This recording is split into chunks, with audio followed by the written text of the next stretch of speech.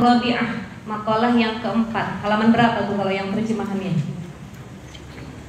Al-Maqalatur Rabi'ah. Ada? Saya boleh lihat kitabnya sebentar? Yang terjemah. Ya. Maqalatur Rabi'ah.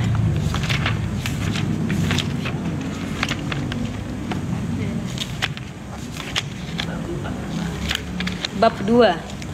Kita masih di bab 2 ya. Halaman 17.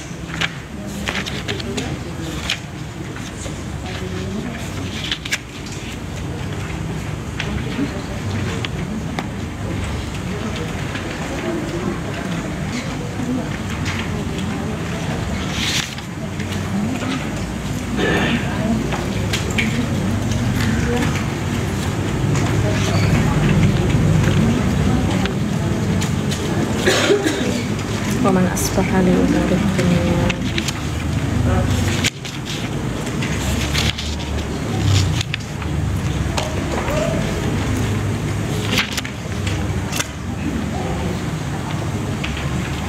Ini terjemahannya ya ibu-ibu ya. Ini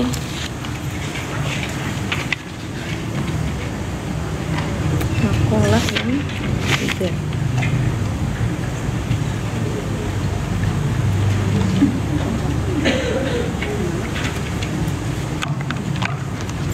Saya bingung sendiri apalagi saya kata ibu-ibu ya. Masya Allah.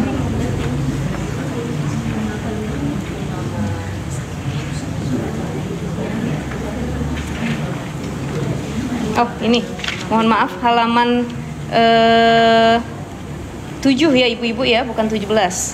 Punten. Yang nomor 7 halaman 6, masih bab 1, maaf, bukan bab 2. Bab 1 yang nomor 7, Sifli hasanati Umar faqala law kanatil biharu midadan wasyajaru aklaman lam hasartuha. Ketemu ya? Yang nomor 7 ya. Ya. Masih awal-awal ya. Masih depan. Baik. Bismillahirrahmanirrahim. Kemarin yang wal maqalah ar-rabi'ah udah, sekarang kita ke maqalah al-khamisah, tapi kita penguatan lagi di maqalah yang ar-rabi'ah ya. Bahasan kemarin itu membahas tentang izzud dunya bil mal wa izzul akhirah bisolihil a'mal. Kemuliaan dunia itu dengan banyaknya harta. Kita kalau kaya raya banyak harta, yang suka banyak, yang deketin banyak. Terkadang yang tadinya musuhin kalau kita kaya, dia bilang kita temen. Bahkan saudara, saya mah masih besanan sama dia. Saya masih sepupuan. Sepupuannya gimana? Jauh dah, pokoknya sepupuan. Yang penting dapat validasi, dianggap sebagai saudara, orang terdekat. Kenapa? Karena kita sedang punya harta yang banyak. Allah lagi angkat kita dengan harta. Izzud dunya bil mal. Makanya orang yang lagi banyak hartanya selama dia hidup di dunia itu dipuja-puja, dikipas-kipas, disanjung-sanjung sama orang. Dulu ada di zaman Nabi Musa namanya Korun. Makanya kalau ada orang kaya raya, hartanya banyak tapi dia sombong, dia laksana Korun. Korun itu saking banyak hartanya ibu-ibu sekalian, itu sampai kemewahannya itu nggak muat ditaruh di rumahnya. Dia punya emasnya bukan cuma 100 gram yang batangan, bukan cuma 200 gram dan lain sebagainya, tapi dia punya sampai tontonan emas, belum kendaraan, belum pakaian emas, belum berlian dan lain sebagainya. Sampai saking banyaknya harta Korun itu, tiap hari dia diarak membawa hartanya ngelewatin masyarakat luas. Jadi ibaratnya ibu-ibu punya mobil 50, ibu naik paling depan di mobilnya. Tuh yang mobil nomor 2 sampai nomor 50 kita ikutin dari belakang, ngarak kita. Ya, ibaratnya diketimpringin bahasa kitanya. Jangan muter-muter di lingkungan masyarakat, Sampai semua penduduk kala itu di Mesir, mereka bilang begini, ya Allah, sungguh beruntung menjadi Qarun. Alangkah indahnya hidup sebagai Qarun yang sangat-sangat kaya raya dan hidupnya diliputi dengan kemewahan. Pernah nggak ibu-ibu kita ngelihat tetangga, saudara, kerabat, mereka lagi kecukupan harta, uangnya banyak, emasnya dari ujung sampai sini nih. Kan salah satu penyakit kita perempuan itu cinta kepada hiasan-hiasan, emas, berlian, ya. Zuina linnas hubbus syahawati minan nisa wal banin wal qanatiril muqantarati minadh dhahabi wal fiddati wal khailil musawwamati wal an'am. Hari ini tema kita gelisah duniawi dan ukhrawi. Mana yang harus diutamakan? Gelisah duniawi atau ukhrawi? Ukhrawi. Tapi kebanyakan yang kita lakukan gelisah apa? Duniawi. Ya Allah, anak saya belum dapat kerja, anak saya belum dapat jodoh. Ya Allah, suami saya nggak naik-naik jabatannya. Ya Allah, besok saya makan apa? Ya Allah, kapan saya beli mobil? Ya Allah, saya kapan kebeli rumah? Duniawi yang terus kita gelisahin. Itu juga yang terjadi pada penduduk Mesir kala mereka melihat Qarun. Ya Rabb, betapa beruntungnya Qarun jadi orang kaya raya. Kita punya tetangga, kerabat lagi kecukupan harta. Pengen beli apapun gampang, nggak kayak kita mikir 2 kali. Cukup apa enggak ya? Kalau beli ini besok ada pegangan apa enggak ya? Kan sering kita begitu ya. Tapi ada orang yang dia mengeluarkan duitnya tanpa berpikir panjang. Sedekahnya banyak, beli tas yang branded langsung dia bayar cash. Pengen beli mobil yang mewah dia bayar tunai. Duitnya berlebih lagi, bukan cukup lagi tapi berlebih. Seringkali timbul di benak kita, di hati kita, ya Rabb, enak bener jadi dia nih. Apa ujian hidupnya ya Allah? Ini penyakit orang zaman sekarang. Kalau ada yang punya nikmat, dia langsung berkata, dia diujinya di belah mana sih? Ujiannya apa sih katanya? Benar nggak Bu begitu? Saya lihat komentar-komentar ya yang ada di media sosial, baik itu platform TikTok, Instagram atau apapun. Kalau ada orang update tentang kebahagiaan hidupnya, dia update tentang suaminya yang tampan, istrinya yang cantik, anak-anaknya yang lucu, ya. Kehidupan duniawi yang dilimpahi dengan harta yang banyak. Kemudian kita lihat, kita like, nggak berani komen, cuma like doang. Kita berpikir habis ngeliat komen ataupun kita ngeliat postingannya, ya Allah, ini orang ujiannya di mana sih? Kok kita yang sibuk nyari-nyari ujian dia? Itu mah urusan Allah. Artinya kalau kita masih bertanya hal demikian, ada rasa dengki yang tertanam dalam diri kita. Kita lagi nunggu nih orang ujiannya mana sih?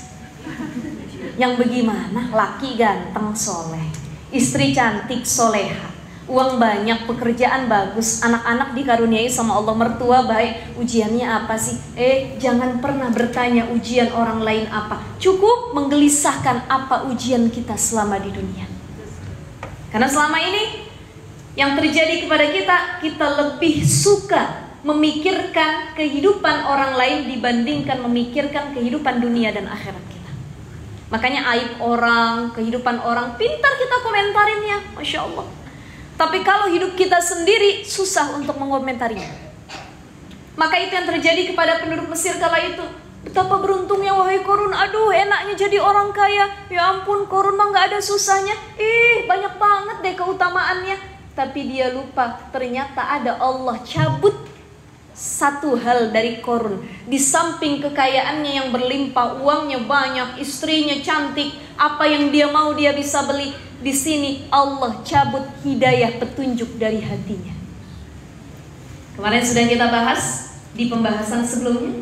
Sayati zamanun ala ummati yafirunal ulama wal fuqaha fayabtaliyahumullah bisalasatin baliyah. Akan datang nanti suatu zaman kata Nabi di mana umatku ini lari dari ulama, ahli fikih, nggak mau ngaji, nggak mau datang ke tempat majelis ilmu, nggak mau ikut taklim, dia nggak mau berjamaah, dia nggak mau dekat sama hukama, orang-orang yang bijaksana sana ya. Ada ulama, ada hukama. Apa bedanya ulama dengan hukama? Ulama itu orang alim. Ulama ini maknanya bukan cuma orang yang punya pengetahuan dalam bidang agama, tapi di luar bidang apapun, kalau dia alim dan memahami terhadap keilmuan tersebut, dia disebut dengan ulama. Ilmuwan bahasa Indonesianya. Ada orang ahli sains, ahli matematika, ada orang ahli kimia, biologi. Dia paham atau enggak ilmu tersebut? Sampai dia jadi doktor, profesor, ya, bahkan dia buat satu karya dan lain sebagainya. Ini yang juga disebut dengan orang alim. Jadi alim itu maknanya orang yang berilmu. Bukan cuma alim perkara ukhrawi, masalah agama, tapi juga alim perkara duniawi. Jadi kalau ada orang rajin duduk dekat sama para ulama, orang-orang alim, biasanya hatinya lebih lembut, logikanya lebih bermain. Kenapa? Oh, dekatnya sama orang-orang pintar. Mujalasatul ulama, duduknya sama orang-orang alim. Yang diomongin juga perkara ilmu. Coba kalau kita duduknya sama orang-orang bodoh, mohon maaf, sama orang-orang yang kalau kita ngobrol nggak pernah tuh bahas-bahas ilmu. Kalau nggak bahas jilbab, bahas cicilan, ya. Kalau nggak bahas tentang saling berlomba-lomba perkara duniawi. Ih, anak saya mah udah masuk perguruan ini, padahal hasil nyogok. Yang satu lagi, nggak apa-apa, anak saya mah nggak mau kuliah di situ, dia mah nanti di luar negeri, dan lain sebagainya. Saling fastabikul, bukan khairat, tapi perkara duniawi yang diagung-agungkan.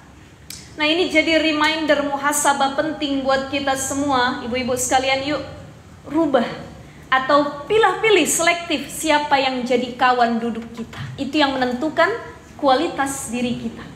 Kalau kita rajin duduk sama para ulama, duduk doang dengerin, Masya Allah. Ini ada orang alim, mau dia ahli matematika, ahli fikih, ahli tafsir dan lain sebagainya.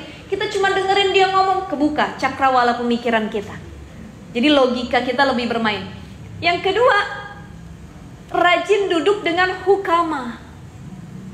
Siapa itu hukama? Hukama itu orang yang dia alim, dia tahu ilmunya dan dia mengamalkan terkait ilmu yang dia peroleh. Kalau ulama, ada orang yang alim, pintar, tapi dia belum tentu ngamalin kepintarannya. Tapi hukama, dia bukan sekedar alim, dia bukan sekedar hafal, dia bukan sekedar tahu, tapi bijaksana dengan tingkah laku terhadap ilmu yang dia miliki. Dia tahu bagaimana cara berbicara yang baik, tahu ilmunya. Maka ketika dia berbicara kepada orang lain, layyinan, dia berbicara dengan lemah lembut. Ini yang disebut dengan al-hukama, orang-orang yang bijaksana. Maka kata Nabi, sayati zamanun ala ummati yafirunal ulama wal fuqaha. Nanti kelak umatku ini gak mau deket sama orang alim, sama orang-orang faqih. Buru-buru mereka mau jadi orang baik. Fayabtaliyahumullah bisalasatin baliyah. Allah kasih tiga azab yang luar biasa. Awaluha yarfa'illahul barakah min kasbihim. Ini ada nih di pembahasan kitab yang awal. Kalau ibu-ibu lihat, kita sudah bahas kemarin ya, nomor 6 sebelumnya. Lihat ya. Sayati zamanun ala ummati yafiruna minal ulama wal fuqaha fayabtalihimullah bisalasi baliyat awlaha atau ulahuma yarfa'ullahu al-barakah min kasbihim. Allah angkat keberkahan rizki yang dia miliki. Jangan salahin, kok kita duit banyak, harta banyak, tapi ketenangan Allah cabut. Kenapa? Karena kita jarang duduk dengan hukama dan ulama. Kita nggak mau ngaji, nggak mau nyari ilmu. Asani yusallituhumullah sultanan zalim. Allah kasih pemimpin yang zalim. Ya Rabb, kita nggak tahu pemimpin kita nih zalim atau enggak, tapi kita minta sama Allah kasih pemimpin yang adil, yang baik. Ibu kenal Umar bin Khattab? Di mana kenalnya? Sering dengar ceritanya ya. Ada Umar bin Khattab, ada Umar bin Abdul Aziz. Ini masih satu, kalau lihat silsilahnya masih Umar bin Abdul Aziz ini turunannya Umar bin Khattab. Secara gaya kepemimpinan, model kepemimpinan, Umar bin Abdul Aziz ini sama dengan Umar bin Khattab, menjadi pemimpin yang dirindukan oleh masyarakatnya. Umar bin Abdul Aziz itu dia dikasih tempat, kan kalau bahasa kita kalau pemimpin tuh ada rumah dinas. Betul ya Bu ya? Rumah dinas, ada fasilitasnya, ada kendaraannya. Umar bin Abdul Aziz juga demikian ketika memimpin kala itu. Satu ketika Umar bin Abdul Aziz itu baru kelar dari pekerjaannya, ada tamu datang. Ditanya sama Umar bin Abdul Aziz, Anda bertamu ke sini dalam perkara urusan negara, ya, urusan masyarakat, atau memang individu, masalah pribadi? Oh, masalah pribadi, wahai Umar. Oh, kalau gitu jangan di ruangan ini punya negara. Dimatikan lampunya oleh Umar bin Abdul Aziz, diajaknya ngobrol di luar. Kenapa? Karena ini fasilitas negara yang tidak boleh saya gunakan sembarangan. Anaknya kala itu nangis. Dia ngerengek sama ayahnya, kan kalau lebaran itu banyak yang pengen pakai baju baru. Termasuk anaknya Umar bin Abdul Aziz. Pengen dong ya pakai baju baru, Abi tolong dong beliin baju baru. Apa kata ayahnya? Nak, uang yang ayah punya bukan milik ayah, ini punya umat. Dia takut buat korupsi, dia takut makan uang rakyat. Itu Umar bin Abdul Aziz. Kisah Umar bin Khattab. Umar bin Khattab ini tiap malam seringkali nyamar jadi orang biasa. Ibu kalau pernah nonton film Joda Akbar tuh, ya, apa tuh? Tentang kerajaan Mughal di India. Ya, itu kurang lebih kan pemimpin-pemimpin seperti itu ya. Itu suka nyamar-nyamar tuh ke daerah masyarakat kecil. Umar bin Khattab ini suka nyamar, tidak berpakaian sebagai khalifah, pemimpin. Satu ketika sedang berjalan malam hari, Umar dengan orang yang ngikutinnya, asistennya, dengan pakaian biasa, nggak ada yang kenal kalau itu Umar bin Khattab. Lewat satu rumah ada seorang perempuan sedang menangis sambil masak. Dilihat sama Umar, apa yang dia masak? Kok dia menangis-nangis sambil memasak? Begitu dilihat oleh ajudannya, ternyata yang dimasak batu, kagak mateng-mateng. Gimana mau mateng tuh batu ya Bu ya? Batu yang dimasak. Ditanya kemudian, Assalamualaikum, kata Umar. Waalaikumsalam, kata wanita tersebut. Apa yang kau lakukan? Kenapa engkau memasak batu? Wahai Tuan, ya saya sedang menangis begini. Anak saya itu tidur semua dalam keadaan lapar. Perutnya saya ganjel semua untuk menahan rasa laparnya. Kenapa? Karena saya tidak punya persediaan makan sedikit pun untuk diberikan kepada anak-anak saya. Pentingnya rasa bersyukur. Karena bersyukur itu melembutkan hati. Bersyukur melihat orang yang lebih susah dari kita. Kenapa? Biar kita lebih dekat sama Allah. Kita Bu gak pernah sampai begitu. Pernah gak ibu saking lapar taruh batu di perut? Lapar. Semalaman tidur? Gak pernah. Ada orang punya telur 1 biji, dia masak telur itu di dadar, dibagi sekeluarga 10 orang, dipotong, makan anaknya semua. Berkah, cukup. Tapi ada orang yang anaknya 1, dia makan di restoran nih 1 porsi, gak ada yang habis makanannya. Pentingnya rasa bersyukur. Dia bilang anak saya kelaparan dan tidak punya saya persediaan apapun. Balik Umar bin Khattab, dia bilang, wahai wanita yang sedang memasak ini, sebentar, ajudan saya akan memberikan sesuatu. Tapi dia nggak tahu kalau itu Umar bin Khattab. Esokan harinya, kemudian ajudannya pergi disusul oleh Umar bin Khattab. Kata Umar bilang begini, cukup saya yang membawa beras ini, gandum ini. Kenapa? Karena dia umatku. Dia itu adalah masyarakatku. Mohon maaf, ketika sebelum pergi, perempuan itu ngomong gini sama Umar. Saya nih kelaparan, gak punya apapun untuk diberikan kepada anak saya. Ini saya punya pemimpin namanya Umar bin Khattab, gak pernah dia peduli sama umatnya. Masa saya kelaparan seperti ini? Dia gak tahu yang lagi diajak ngomong Umar bin Khattab. Kata Umar, baik, tunggu sebentar, ajudan saya akan mengambil makanan untuk Anda. Pergi, Umar bin Khattab pun ikut ke tempat pengambilan beras tersebut, gandum. Yang popong berasnya, yang ngambil gandumnya itu langsung Umar. Bukan lagi nyuruh dan ajudannya. Dia bawa beras itu, kata ajudannya, wahai Umar, biarkan saya bawa. Jangan, ini beban dan tanggung jawab saya di hadapan Allah. Dia bawa uculuk, Assalamualaikum. Dikasih, akhirnya bisa makan sekeluarga. Apa yang terjadi keesokan harinya, Umar bin Khattab lewat lagi dan perempuan itu bilang, Anda bukannya laki-laki yang semalam yang bantuin kita ngasih gandum beras? Kata ajudannya, ini adalah Khalifah Umar bin Khattab. Tuh perempuan malu. Kadang-kadang emang kita perempuan jarang disaring kalau ngomong ya. Tiba-tiba langsung ngomel aja, nggak nyari tahu dulu ini siapa nih dan lain sebagainya gitu ya. Akhirnya dia bilang, dia berterima kasih, wahai Umar, ya Allah, engkau ternyata pemimpin yang adil. Bahkan engkau membawakan beras untuk makan keluargaku dan anak-anakku. Ini kenapa nanti di satu zaman kata Nabi, Allah kasih pemimpin yang zalim sebab kitanya aja nggak mau deket sama ulama. Jadi jangan salah kalau nanti yang hadir adalah pemimpin yang zalim. Yang ketiga, wasalisu yakhruju minad dunya bighairi iman. Ya, salah satu azab yang Allah kasih buat orang-orang yang nggak pernah duduk di majelis ilmu adalah yakhrujuna minad dunya bighairi iman. Mereka wafat dalam keadaan su'ul khatimah, tidak membawa iman sama sekali. Kita pengennya wafatnya husnul khotimah. Ibu-ibu pengen buru-buru apa nanti aja? Kalau ditanya begitu masih bingung kita ya. Sebab nih dari kita semua, jangankan ibu-ibu, kita semua kalau ditanya di hati yang terdalam masih banyak cinta sama dunia dibandingkan akhirat. Betul ya? Makanya sini disebutkan izzud dunya bil mal. Ya, kemuliaan dunia diraih dengan harta, tapi nggak ada harta nanti kamu langsung direndahkan. Wa izzul akhirah bisolihil a'mal.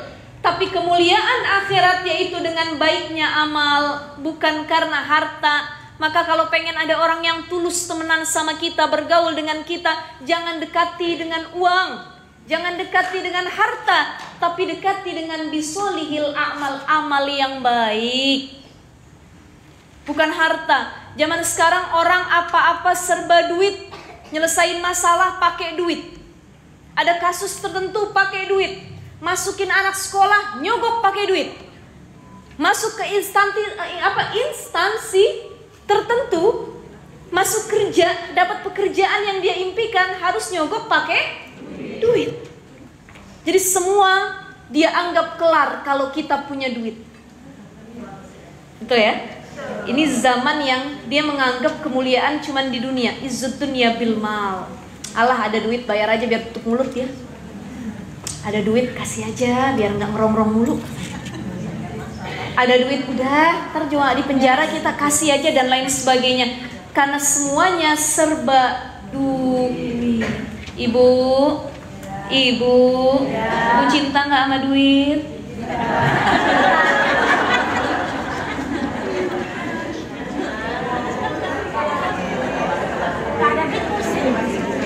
Nah ini, ibu-ibu sekalian, duit kadang-kadang membutakan kita. Intinya hidup duit. Kata orang bilang inti hidup adalah duit. Kalau punya duit hidup tenang. Kalau punya duit hidup bahagia. Kalau punya duit suami istri nggak pernah bertengkar. Kalau punya duit anak-anak sehat afiat. Tapi kalau nggak punya duit, pusing tujuh keliling gitu ya. Masya Allah. Ini banyak yang salah persepsi. Makanya gini, kita bukannya nggak boleh ngejar dunia, boleh. Maksudnya bukan kita harus melawan dunia, dilawan dunia. Nggak boleh kita cinta sama dunia, nggak boleh suka sama duit, nggak boleh suka sama perhiasan, boleh. Cuman cintanya ala kadarnya, cintanya sewajarnya. Jangan sampai cinta terhadap dunia sehingga melalaikan kita untuk kebutuhan akhirat. Ada orang yang dapat tender, ya, ibu-ibu misalkan kerja di semua, Bu, ada yang bilang, insya Allah saya pengen gabung nih kerjasama sama ibu. Berapa yang dihasilkan? 10 juta. Oh baik, 10 juta. Waktunya sholat maghrib. Tapi harus sekarang mau dikerjainnya. Cuma 10 juta sholat maghrib dulu. Tapi ketika datang jumlah nominal yang lebih besar, Bu, saya kasih ibu duit 100 miliar. Rame kemarin, Bu. Saya bukan gibah ya. Ini jadi pelajaran buat kita. Ada kemarin kasus di Indonesia masih ya. Salah seorang pemimpin jadi kepala daerah di daerah mana saya lupa. Pokoknya daerah timur sana. Itu yang kemarin ditangkap karena kasus korupsi. ternyata hasil korupsinya itu atau uang yang keluar untuk korupsi, dari korupsi itu kebanyakan disalurkan untuk membayar perempuan-perempuan yang memuaskan dirinya. Ya. Ya Bu ya. Bahkan kalau dari data yang saya baca di berita, satu perempuan itu bisa dapat ada yang 1,6 miliar. Ada yang sekali pertemuan dapat 1 M, dapat 500 juta. Saya mau nanya deh sama ibu-ibu. Ibu, kalau ada yang mau ngasih ibu 1,6 M diterima apa enggak?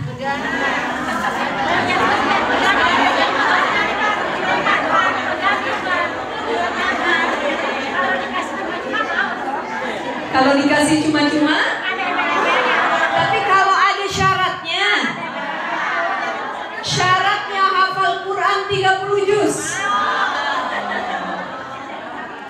Itu mau ya Bu ya? Syaratnya suami ibu watia katanya. Nggak mau Ustazah. Syaratnya ini mohon maaf, perempuan yang dikasih uang itu untuk kebutuhan melayani. Jadi mohon maaf, mungkin cuma menemani 1 jam, 2 jam, tapi 1,6. Sudah lari nggak dari ajaran Allah? Lari. Jadi ada orang yang menggadaikan akhiratnya demi duniawi. Padahal yang semata-mata dunia itu la'ibun walahun, permainan doang, udah nggak kekal itu mah. Punya duit sebanyak apapun habis juga. Tapi tidak dengan solihil a'mal, amal soleh. Ada orang deketin kita, lagi banyak duit tuh, yuk kita deketin yuk.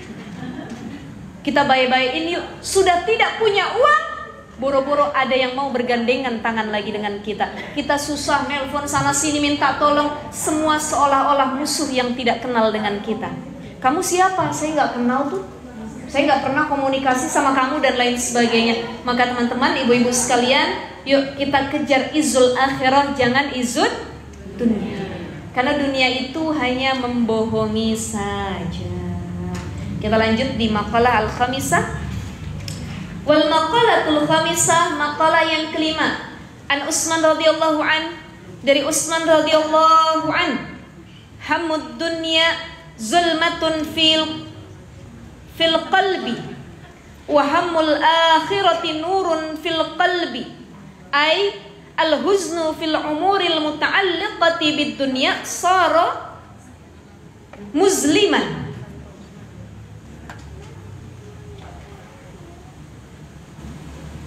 Wal huznu fil umuril muta'alliqati bil akhirah sara munawwiran lil qalbi. Allahumma la taj'alid dunya akbara hammina wala mablagha ilmina.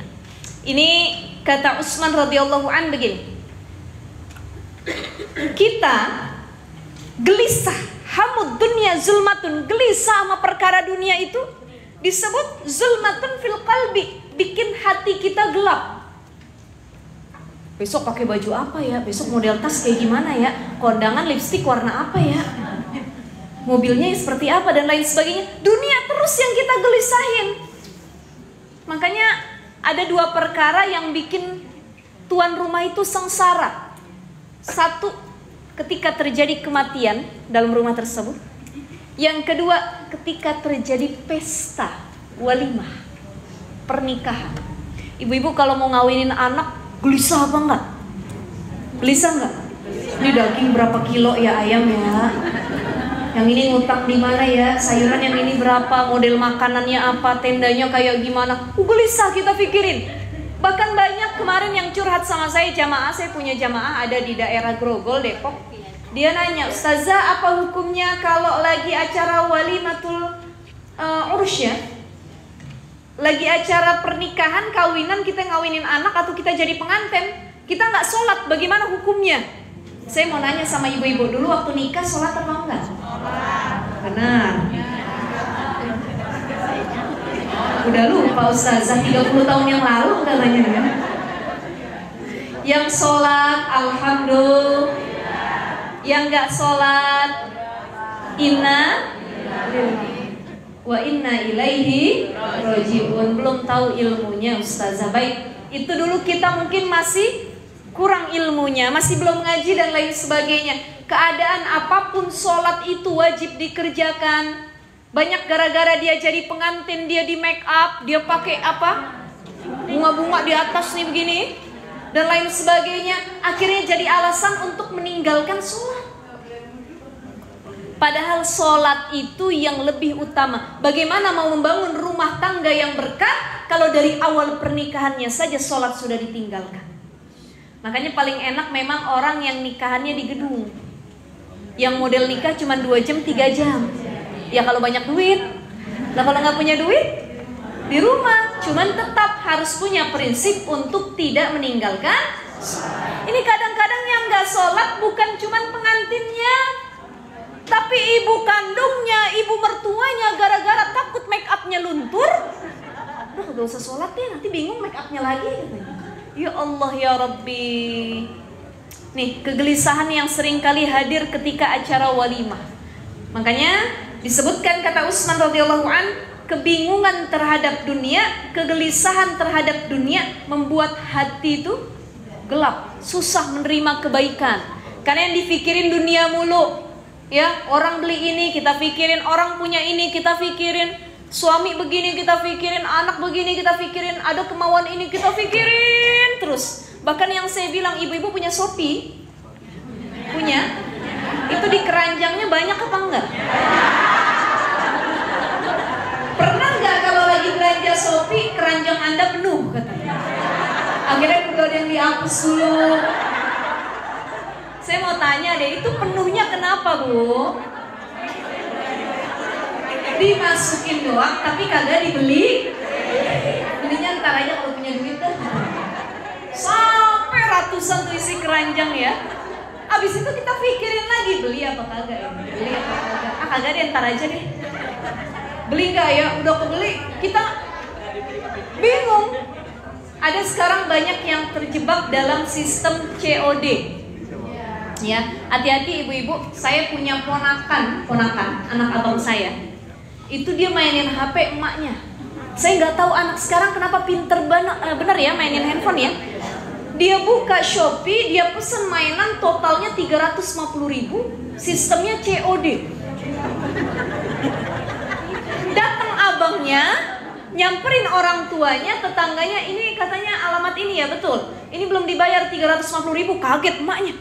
Saya nggak pernah mesen ini, ternyata anaknya yang mesen lewat aplikasi ibunya. Ibu jangan ngelakuin gini ntar di HP suami. Suami punya Shopee, kita check out nanti COD gitu ya. Hati-hati merugikan orang lain. Ya itu yang membuat kita gelisah. Terlalu banyak keinginan mati. Pengen ini, pengen itu mati. Karena ujung-ujungnya kullu nafsin za'iqatul maut. Setiap yang bernyawa akan mati. Tapi kita seringkali lalai dengan kematian. Makanya memandang dunia itu harus lebih jeli dan lebih cerdas. Dunia itu kan secara pandangan itu bisa dilihat dari 2 sisi. Ada sisi lahir, ada sisi batin. Bagaimana sisi lahir dunia? Sisi lahir dunia itu menggiurkan. Ya gurannakum, seringkali menipu pandangan mata kita. Wah enak jadi orang kaya, wah enak punya harta berlimpah, wah enak bisa jalan-jalan ke sana kemari, wah enak ABCD dan lain sebagainya. Tapi kita lupa dan gak tahu, jangan-jangan harta yang dimiliki tersebut adalah hasil dari menipu orang lain. Hasil yang tidak halal. Ada orang umroh, berangkat haji, hasil korupsi, diterima apa enggak umrohnya? Diterima atau enggaknya kembalikan kepada Allah. Tapi sumbernya halal atau haram? Bagaimana yang hak dengan yang batil dicampur? Kan orang kalau umroh haji dia manggil Allah, labbaik Allahumma labbaik. Kata Allah, labbaik ya ummati. Tapi ketika dia pakai hasil yang haram, itu dalam hadis Nabi disebutkan, dia pakai uang korupsi, dia pakai hasil mencuri, menipu orang lain, dia bilang labbaik ya Allah. La labbaik. La labbaik kata Allah. Jadi ibaratnya kita manggil, saya manggil ya, Bu Debi, enggak deh ustazah enggak kenal kita. Kita manggil Allah lagi umrah, labbaik Allahumma labbaik, nangis-nangis di pinggir Ka'bah. Kata malaikat, lala baik, kagak usah nangis-nangis dah katanya. Itu dalam hadis Nabi disebutkan. Makanya hati-hati orang yang ketika berangkat ibadah, dia umroh, dia haji, padahal sumbernya haram, tapi seolah-olah dia gunakan untuk yang halal. Ada orang habis korupsi ratusan M, 271 triliun. Uang bukan itu ya Bu ya? Bingung saya tuh, ya Allah, banyak benar itu. Masya Allah. Dia korupsi miliaran rupiah, ratusan juta. Kemudian setelah korupsi dia sholat. Tangan yang dia pakai korupsi, dia pakai buat takbir Allahu Akbar. Kata malaikat, main-main dia nih katanya. Tadi dipakai buat yang haram, sekarang buat sholat. Banyak orang yang mencampurkan antara yang hak dengan yang batil. Malamnya dia zina, habis zina dia sholat subuh. Dibangunin kawan zinanya, sholat subuh dulu, udah azan. Astagfirullahaladzim. Ya Allah ya Rabbi. Ada sama-sama nyolong, yuk kita nyolong. Lagi nyolong azan, Allahu Akbar, Allahu Akbar. Kita sholat dulu dan kita lanjut lagi. Ini yang disebut mencampur adukan yang hak dengan yang Allah nggak suka. Makanya jangan kita berpikiran abis kita buat dosa, abis kita mengambil hak orang lain, dah saya mah ibadah aja diampuni sama Allah. Boleh ibadah dengan catatan menggunakan sumber yang halal, bukan dari menipu orang lain. Nih seringkali dunia menyilaukan mata kita kalau dilihat dari sisi lahirnya. Dunia tuh indah, pokoknya kita pengennya panjang umur dah di dunia. Betul gak lu? Kan kalau umatnya Nabi ini batas usianya cuma sampai 63 tahun. Ibu-ibu di sini ada yang 63? Belum. Ada yang 62? Setahun lagi ya Bu. Ada yang 60 tahun? Gak ada. Ada yang 55 tahun? 8 tahun lagi ya Bu ya. Ya itu belum tentu ya Bu ya. Kebanyakan memang usia umat Nabi dilihat dari wafatnya Nabi, yaitu 63. Ada yang lebih usianya dari 63. Berarti Allah kasih bonus, disuruh banyak ibadah. Makanya kalau ada orang sudah tua renta, dia sudah usia senja, tapi dia masih gak suka ibadah, dia gak suka ngaji, sukanya foya-foya, nih jadi tamparan keras buat kita. Ada nenek-nenek nutup aurat gak mau, pakainya legging. Kemana-mana dia pakai legging. Ada pasar malam dia naik kemidi puter sambil megang tas. Ya Allah ya Rahman, itu disebut dengan Nelly. Nenek malu nek sama cucu, begitu ya. Masya Allah ya Allah. Nih makanya kemarin saya bahas tentang kitab Riyadhus Shalihin. Di situ disebutkan tentang beramal soleh di usia senja. Karena banyak orang yang walaupun sudah masuk usia senja, dia lupa, nggak ada self awareness, kesadaran diri untuk terus berubah. Ada disebutkan dalam Al-Quran, kalau kita sampai usia 40 tahun, Cung yang 40 tahun ibu-ibu. Serius 40 tahun? Bukannya 25 tahun yang hadir di sini? Masya Allah. Ada reminder buat orang-orang yang usianya sudah menginjak 40 tahun. Itu dalam Al-Quran. Kenapa Ustazah usia 40 tahun? Usia 40 tahun ini penentuan dia bakal jadi orang baik, soleh, atau orang yang toleh, buruk. Kenapa? Karena Nabi diangkat jadi Rasul ketika usia 40 tahun. Turun ayat, Iqra bismi rabbikal ladzi khalaq, khalaqal insana min 'alaq, Iqra wa rabbukal akram. Ya, ila akhir ayat. Itu Nabi menginjak usia 40 tahun, yang sebelumnya Nabi itu bukan Rasul. Cuma Nabi. Apa bedanya Nabi sama Rasul? Ada yang tahu? Selama ini kita nyebut Nabi sama Rasul, bedanya apa?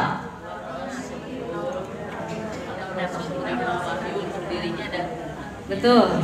Kalau Nabi dia menerima wahyu untuk dirinya sendiri.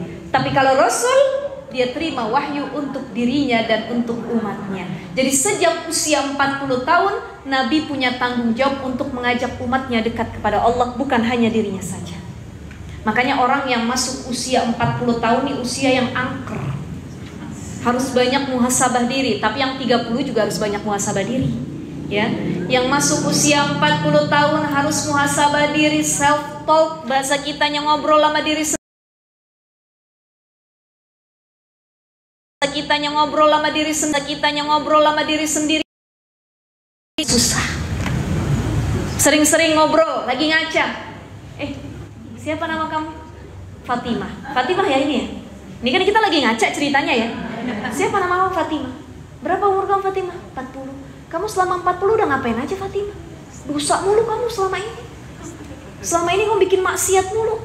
Udah deh yuk, kita bareng-bareng mendekatkan diri kepada Allah. Jadi ngobrol, ngaca dengan diri sendiri. Itu self talk ini yang paling susah.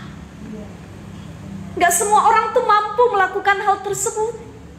Makanya muhasabah paling penting adalah ketika kita mampu berdamai dan berbicara dengan diri sendiri, bukan dengan orang lain.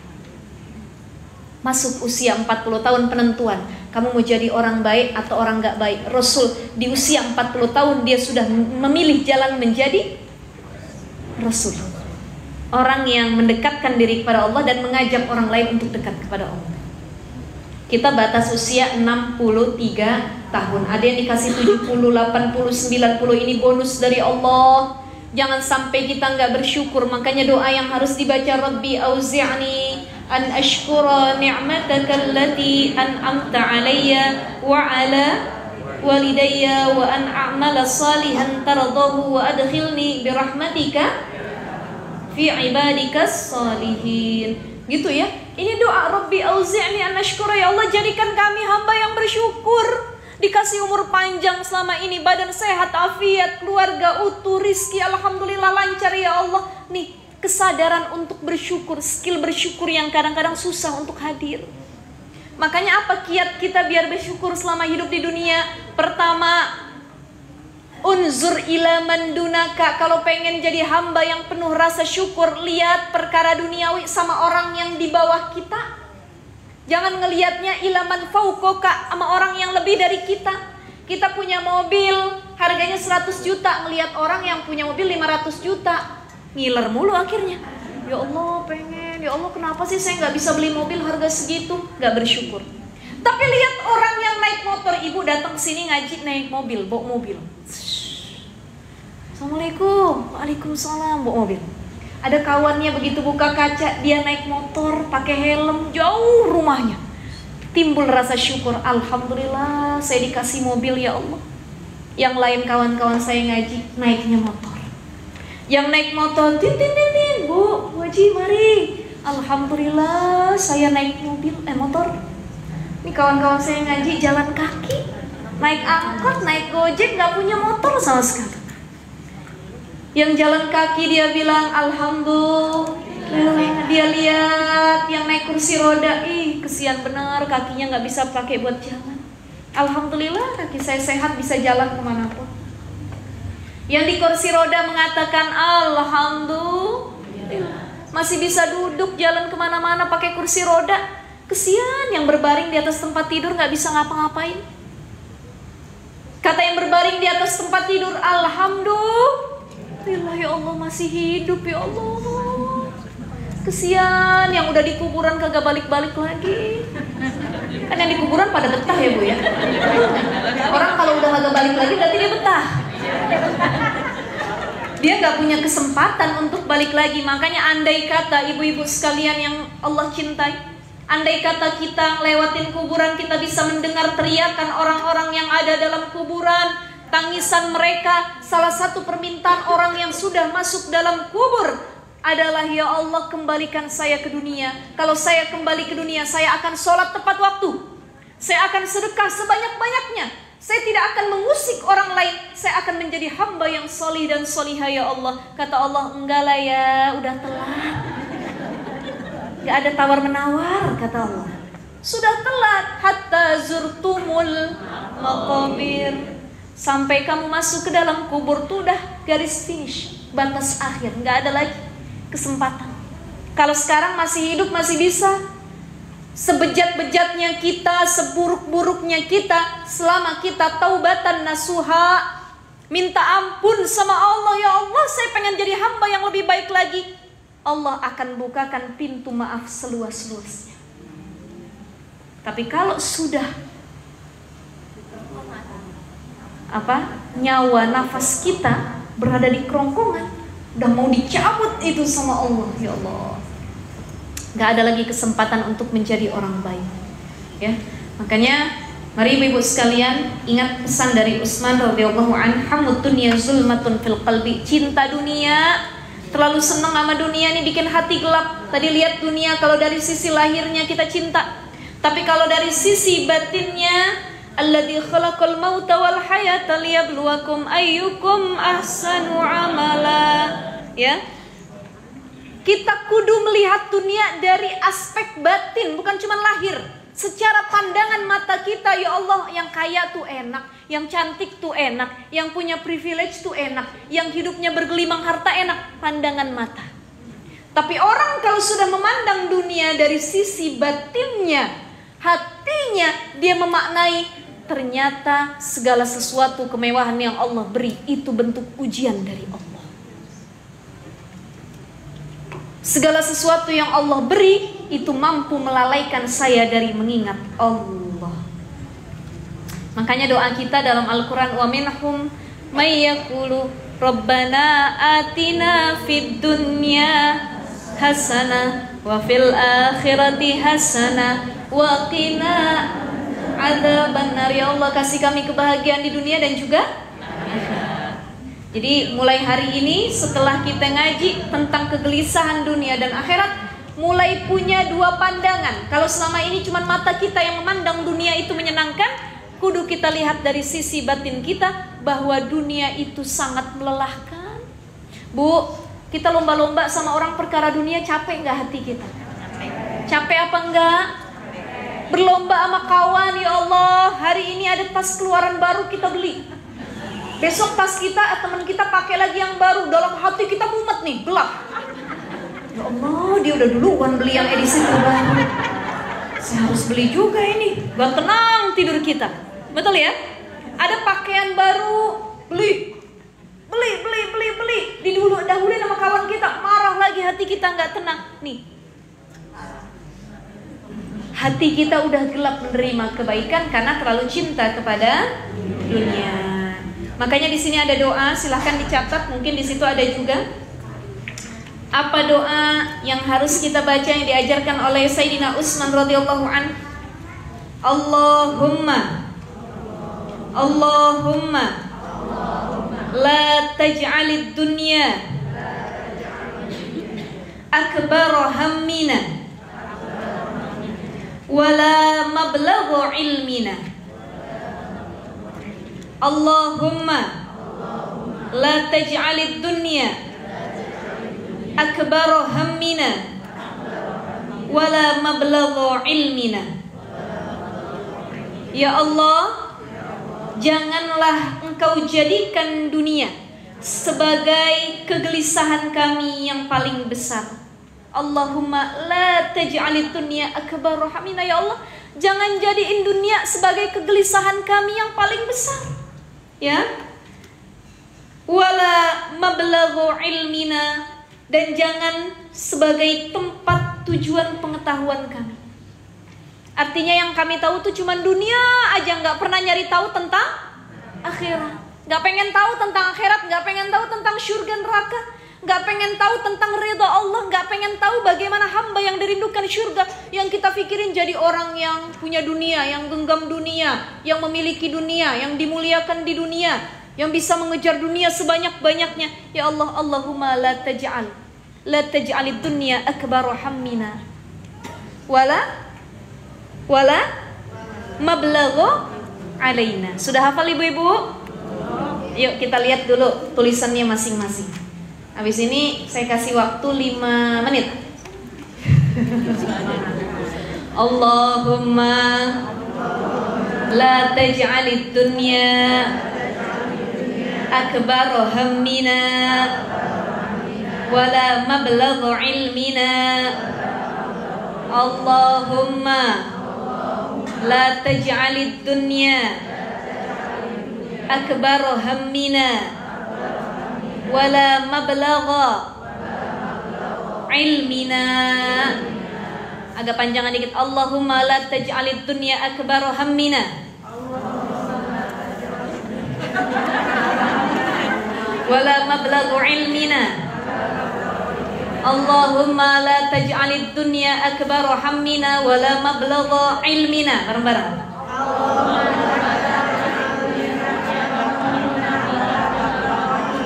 Yang penting ada nak-naknya dah Ustazah. Allahumma la taj'alid dunya akbar hammina wala mablagha ilmina. Bareng-bareng. Allahumma la taj'alid dunya akbar hammina wala mablagha ilmina. Sekarang tutup handphonenya, tutup tulisannya. Bismillahirrahmanirrahim. Allahumma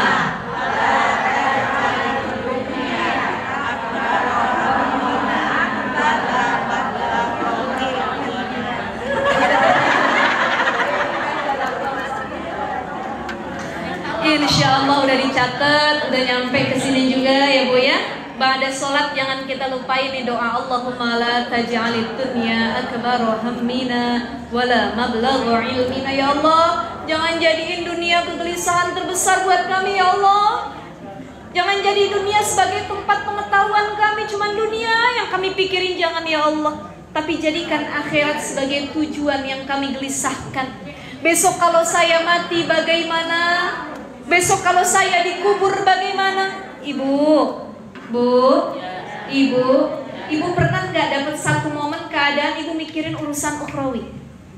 Pernah ingat mati? Ya Allah, rasanya dicabut nyawa gimana ya? Ya Allah, rasanya dikubur, ditinggalin sama keluarga, ditutup pakai tanah tuh, dipendem dalam tanah. Gimana rasanya ya Allah? Ya Allah, rasanya didatengin malaikat bertanya apa amal baikmu, apa amal burukmu, gimana ya Allah? Ya Allah, gimana rasanya jadi mayit ketika kita mampu melihat orang di sekeliling kita sedang menangis, tapi nggak bisa kita sapa. Itu yang disebut dengan kegelisahan akhirat. Besok kalau saya mati, bisa nggak lisan saya mengucap La ilaha illallah Muhammadur Rasulullah? Ya Allah, bisa apa nggak lisan saya? Ya Allah, kalau besok saya mati, bisa nggak saya ngejawab pertanyaan malaikat man rabbuka? Saya apal ya Allah sekarang, tiap hari saya ngaji ke Rumil ya Allah. Kalau ditanya man rabbuka, Allahu Rabbi, apal pokoknya. Tapi ketika sampai di alam kubur, bisa nggak hidayah itu datang kepadaku ya Allah? Kemudahan yang kau berikan, mampu nggak aku menjawab pertanyaan para malaikat? Ya Allah, kelak nanti di yaumil hisab, saat pertimbangan amal baik dan buruk, kira-kira lebih berat amal baik saya atau buruk saya ya Allah? Ini kan gelisah kita, betul nggak? Jangan yang kita mikirin tuh dunia mulu, cicilan ya Allah. Beli mobil 2M berapa ya? Kerjanya apa ya Allah, biar punya rumah model begini gimana? Itu mah dunia semua.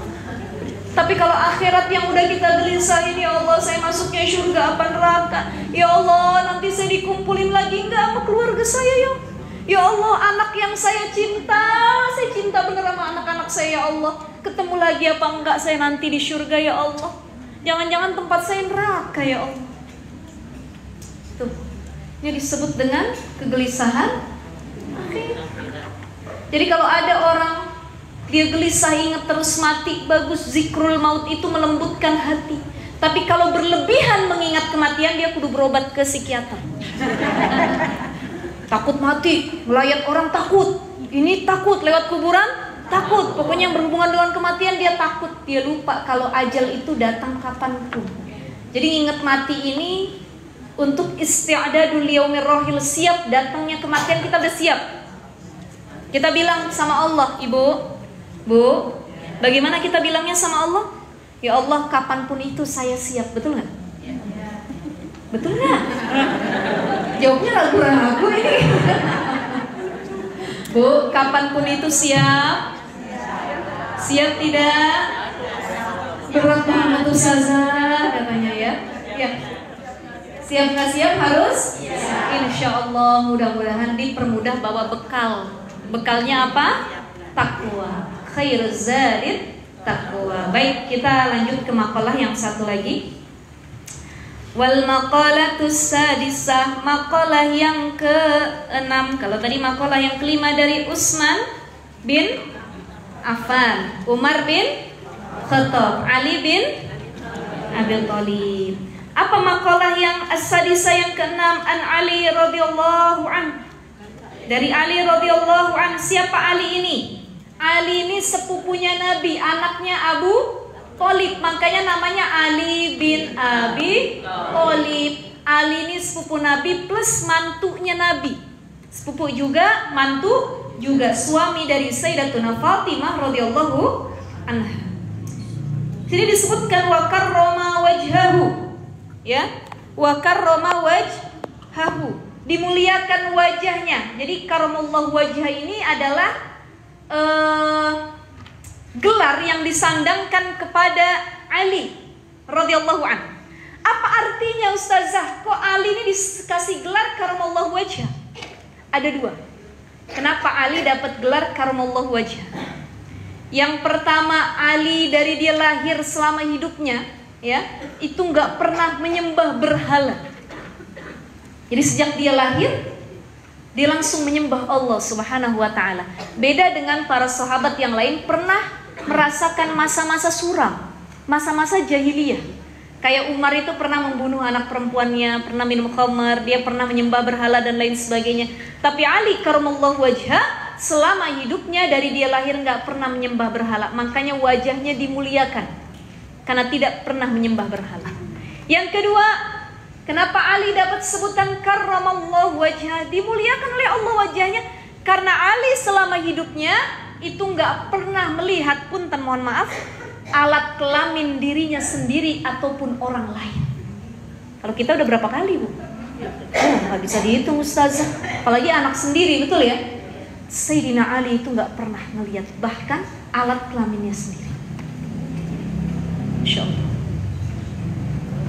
Bingung nggak, Bu? Bingung juga ya, Bu ya? Kok bisa tuh ya? Ya itu keutamaan dari Sayyidina Ali karramallahu wajha. Makanya disebut dengan karramallahu wajha wa karrama wajhahu, ya, dimuliakan wajahnya dirinya oleh Allah Subhanahu wa taala. Apa kata Sayyidina Ali? Kita lanjut. Man kana fi talabil ilmi, man kana fi talabil ilmi kanatil jannatu fi talabihi, wa man kana fi talabil ma'siyati kanatin naru fi talabihi. Kata Sayyidina Ali begini, siapa orang, ya, siapa saja yang dalam mencari, siapa saja yang selama hidup di dunia dia mencari ilmu, ya, sedang dalam keadaan mencari ilmu, kanatil jannatu fi talabihi, maka seolah-olah dia sedang mendapati surga pada dirinya. Nih ibu-ibu yang hadir semua para penuntut ilmu, amin. Insya Allah udah kita genggam surganya Allah nih ya, Bu ya. Wa man kana fi talabil maksiati, dan siapa saja orang yang sedang memperdalam maksiat, bukan ilmu yang dia perdalam tapi maksiat, gitu ya. Maka kanatin naru fi talabihi, seolah-olah dia sedang menggenggam neraka dalam dirinya. Jadi orang berilmu itu keutamaannya banyak. Banyak keutamaan orang berilmu. Pertama, orang yang berilmu dan mencari ilmu itu yarfa'illahul barakah, apa yarfa'illahu? Yarfa'illahul ladina amanu minkum wal ladina utul ilma darajah. Orang yang punya ilmu, dia belajar untuk mencari ilmu, Allah angkat derajatnya dibanding orang yang gak pernah belajar. Punya keutamaan yang lebih. Yang kedua, orang yang berilmu itu man salaka tariqan yaltamisu fiha ilman sahalallahu bihi tariqan ilal jannah, dipermudah jalannya oleh Allah menuju surga. Kenapa orang berilmu, orang yang nyari ilmu lebih mudah masuk surga? Karena dia tahu ilmunya, dia lebih bagus dalam ibadahnya. Beda orang yang sholat pakai ilmu dengan orang yang sholat tidak pakai. Beda apa enggak?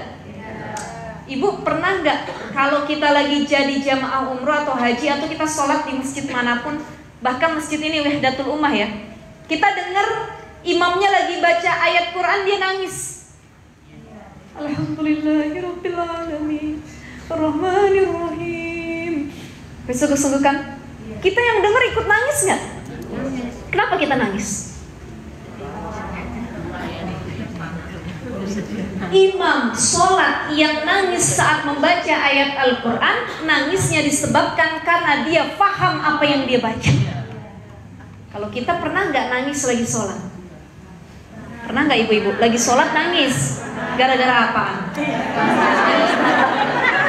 Banyak pikiran, punya masalah ya, kepikiran sampai sholat. Punya laki gini amat, ya Allah. Itu bedanya kita sama orang-orang alim. Orang-orang alim fakih itu kalau sholat dia nangis bukan karena beban hidupnya, bukan karena dia ngitung ya Allah cicilan gimana dibayarnya, bukan. Tapi orang-orang alim karena dia paham makna dari yang dia baca ketika sholat. Ini tingkatan sholat orang alim itu berbeda. Alhamdulillahirabbil alamin. Ya Allah, pujian bagi Allah. Ar-Rahmanir-Rahim, yang maha pengasih lagi maha penyayang. Maliki yaumiddin, yang merajai hari pembalasan. Tapi jangan diartiin juga ya, nanti ibu-ibu sholat alhamdulillahirabbil alamin, segala puji bagi Allah, Ar-Rahmanir-Rahim, yang maha pengasih lagi maha penyayang. Bukan. Artinya makna dari ayat atau kata yang dia lantunkan, dia ucap, itu dia tahu, faham. Iyyaka na'budu wa iyyaka nasta'in. Itu kalau kita dengar imam-imam Masjidil Haram, mereka kalau lagi ketemu ayat tentang azab, walahum adzabun azim, nangis mereka. Ya Allah, ini azab yang sangat pedih bagi orang yang begini-begini. Nangis mereka sampai senggukan. Kenapa? Karena mereka takut ya Allah, mereka masuk dalam kategori orang yang disebutkan dalam Al-Quran tersebut. Makanya pulang dari sini Bu, kita buka Quran, kita maknai, kita pahami isinya, artinya, bukan sekedar hafal.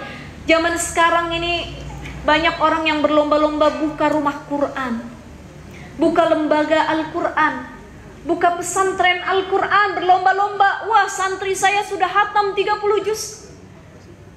Ini wisuda santri, mereka hafal 30 juz. Tapi banyak yang sekedar hafal di lisan, tapi tidak mengamalkan secara perbuatan dan hatinya.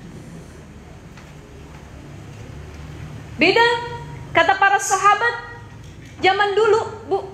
Kita kembali dulu deh, kita bayangin nih para sahabat Nabi dulu nih, zamannya Umar, Utsman, Ali, ya, Abdurrahman bin Auf, Bilal bin Rabah, tuh zaman para sahabat. Itu para sahabat tuh kala itu dapat pesan Al-Quran. Al-Quran itu belum jadi buku kayak begini, belum dijadikan mushaf. Karena mushaf itu baru dijadikan ketika di Khalifah Utsman bin Affan, itu baru dibukukan jadi mushaf Al-Quran yang sekarang tinggal kita nikmati, kita hafal, kita cari, oh surah ini apa, ayat ini apa. Itu di zaman Utsman. Di zaman Nabi dulu kalau ada turun wahyu ayat Al-Quran, para sahabat tuh ngedengerin langsung dihafal. Yang kedua dicatat, ada yang dicatat di pelepah kurma, ada yang di batang daun, ada yang di tembok, ada yang pakai kapur, ada yang pakai batu catatannya. Akhirnya dikumpulkan menjadi mushaf Al-Quran. Apa kata para sahabat? Kunna na'malul Qur'ana qabla an nahfadhuhu. Kami tuh mengamalkan Al-Quran sebelum kami menghafalnya memang, karena belum jadi satu mushaf. Tapi kami sudah lebih utama mengamalkannya. Tapi wa anta, kata para sahabat nih, kalian yang berada pada zaman tabi'in, zaman kita saat ini apalagi, wa anta tahfadul Quran qabla an ta'malah. Tetapi kalian menghafal Quran sebelum kalian mengamalkannya. Kalian cuma sekedar hafal tapi tidak mengamalkan. Para sahabat belum dia hafal udah diamalin duluan. Makanya minta sama Allah, jadikan anak-anak kita bukan sekedar penghafal Quran, bukan cuma berlomba-lomba. Anak saya mah udah kelar 30 juz, anak saya mah udah kelar 20 juz. Banyak juga yang hafal 30 juz tapi kelakuan layaknya syaitanir rajim.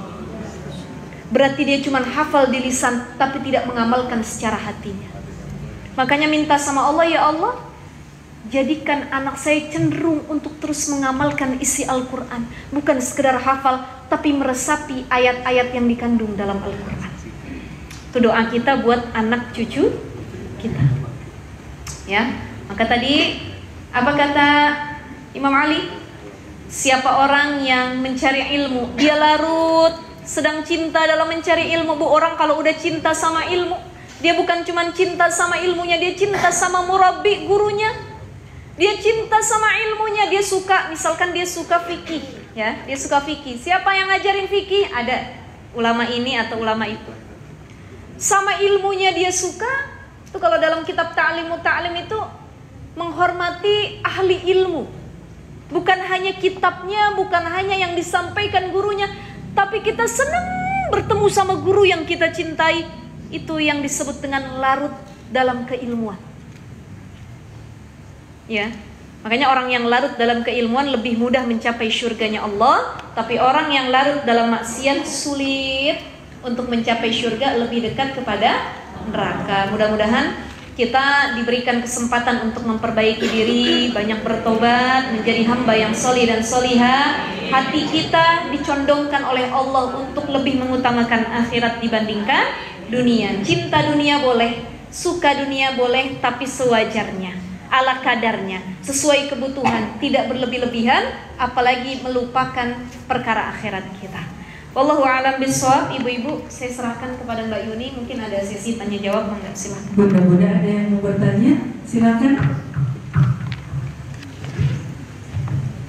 Silakan Bunda, masih ada waktu untuk bertanya.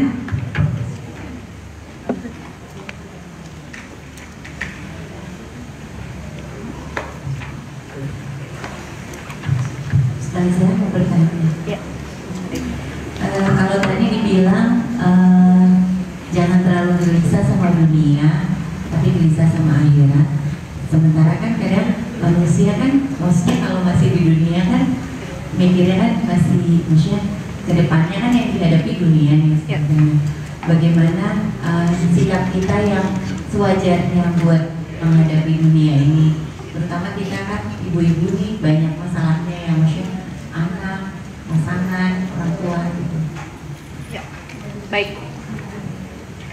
Ada satu kalimat yang berbunyi i'mal lidunyaka ka'annaka ta'ishu abada wa'mal li akhiratika ka'annaka tamutu ghadan. Beramal kamu untuk dunia seolah-olah kita hidup selama-lamanya. Jadi boleh kita beramal untuk dunia, kita kerja, kita nyari uang, kita didik anak-anak kita self development ya, mengembangkan diri kita untuk jadi orang yang lebih sukses lagi. Kenapa? Seolah-olah kita hidup selama-lamanya. Wa'mal li akhiratika ka'annaka tamutu ghadan. Tapi jangan lupa, kamu harus tetap beramal untuk akhirat. Kenapa? Bisa jadi kita matinya besok. Karena gak ada yang tahu yang namanya usia.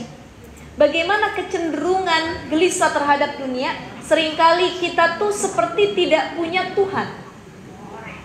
Jadi khawatir itu wajar, sifat manusia. Itu manusiawi, fitrah.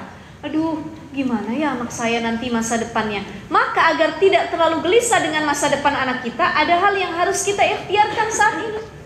Memberikan pendidikan agama, mengajarkan ilmu yang manfaat, memberikan teladan yang baik, ya. Nabi Yakub itu ketika mau wafat, apa yang dia katakan kepada anak-anaknya dalam Al-Quran? Ma ta'buduna min ba'di. Kalau aku wafat meninggal nanti, wahai anak-anakku, apa yang kalian sembah? Masih nggak kalian nyembah Allah kalau aku udah nggak ada? Ma ta'buduna min ba'di. Ini kan gelisah pada anak, tapi dalam urusan akhirat. Kalau ayah ibu nggak ada, nanti bagaimana sholat kamu? Nanti bagaimana baca Quran kamu? Bagaimana ibadah kamu? Bagaimana akhlakmu? Itu perkara yang mengarah kepada dunia. Tapi ada orang tua yang ketika dia punya anak, dia hendak wafat, yang dia gelisahkan bukan lagi perkara ukhrawi, tapi duniawi. Bukan lagi mata'buduna min ba'di, nanti kamu nyembah siapa? Tapi kata orang tuanya, mata'kuluna min ba'di. Kalau aku nggak ada, kamu makan apa? Siapa yang ngasih kamu nafkah? Siapa yang ngurusin kamu, nak? Nih kadang-kadang kita ibu-ibu kegelisahannya, ya Allah, jangan sampai saya umurnya pendek, kesian nanti anak-anak saya siapa yang ngurus. Betul ya? Bukannya Ya Allah, kalau saya nggak ada, nanti siapa yang ngajarin ilmu akhlak buat anak-anak saya? Kalau ngurus mah siapapun bisa ngurus, ada Allah kok yang menciptakannya. Ini kita suka lupa. Kadang yang kita gelisahkan tadi hal-hal duniawinya, padahal hal ukhrawinya yang lebih penting. Waliyakhshalladzina law taraku min khalfihim dzurriyyatan di'afan. Hendaklah takut, kata Allah, kalian meninggalkan anak-anak kita nanti dalam keadaan lemah. Lemah secara akalnya, lemah secara mentalnya, lemah secara keilmuannya, lemah secara agamanya. Nih, kelemahan yang harus dihindari dan ditakuti oleh orang tuanya. Anak kita keterbelakangan mental, gak berani, takut berbuat apapun, gak mau menghadapi masalah. Kenapa? Dari kecil dimanja sama orang tuanya. Takutlah kita punya anak yang lemah secara mental. Ilmu dari kecil nggak dididik agama, nggak dididik ilmu, udah biarin, yang penting dia mah enak aja hidup, warisan banyak kok. Ini jadi kegelisahan yang harus kita pikirkan, bagaimana anak-anak kita setelah kita tidak ada, mereka dapat menjadi orang yang tetap bertahan untuk dekat kepada Allah Subhanahu wa Ta'ala. Jadi kalau cuma gelisah, duh besok anak saya gimana ya, pakai baju apa ya, nah itu mah gelisah-gelisah ece-ece ya Bu ya. Gak masalah, semua kita fitrah begitu. Tapi kalau sampai aduh nanti anak saya bagaimana dan lain sebagainya, ingat lagi ya Allah, kita punya Allah, gitu ya. Cukup kita ikhtiarkan yang terbaik, selebihnya la haula wala quwata illa billah. Jadi kalau udah gelisah yang sangat berlebihan, buru-buru istighfar, kita tawakal kepada Allah, gitu ya Ibu sekalian ya. Baik, ada lagi? Ada lagi Bunda? Sudah mau bertanya? Cukup Ustazah? Ya, baik. Baik Ibu-ibu, alhamdulillah wa syukurillah. Mudah-mudahan sharing kita pada pagi hari ini ya, apa yang kita pelajari terkait kegelisahan dunia dan akhirat ini bisa menjadi tamparan keras buat diri kita. Jadi hamba yang lebih peduli terhadap akhirat kita, hamba yang tidak begitu cinta terhadap dunia, dan hamba yang tidak egois memikirkan dirinya sendiri, tapi dia juga memikirkan bagaimana kehidupan keluarganya kelak untuk lebih dekat kepada Allah Subhanahu wa Ta'ala. Mari sama-sama kita baca Ummul Quran Suratul Fatihah. Mudah-mudahan yang sakit Allah angkat penyakitnya, yang sedang punya masalah Allah kasih jalan keluarnya.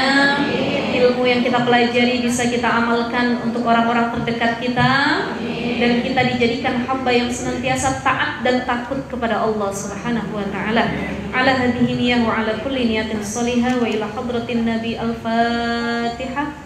A'udzu billahi minasy syaithanir rajim. Bismillahirrahmanirrahim. Alhamdulillahi rabbil alamin. Arrahmanir rahim. Maliki yaumiddin. Iyyaka na'budu wa iyyaka nasta'in. Ihdinas siratal mustaqim. Siratal ladzina an'amta 'alaihim ghairil maghdubi 'alaihim waladdallin. Rabbana ighfir lana wa liwalidina amin. Insyaallah kita ketemu lagi bulan depan. Mudah-mudahan sehat afiat semuanya.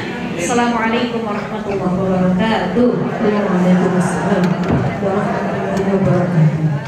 Jazakallah khair Ustaz. Insyaallah bagus sekali kajian hari ini. Semoga ilmu yang kita kaji hari ini bisa kita manfaatkan untuk kehidupan sehari-hari. Catatan penting yang punya hari ini, terlalu cinta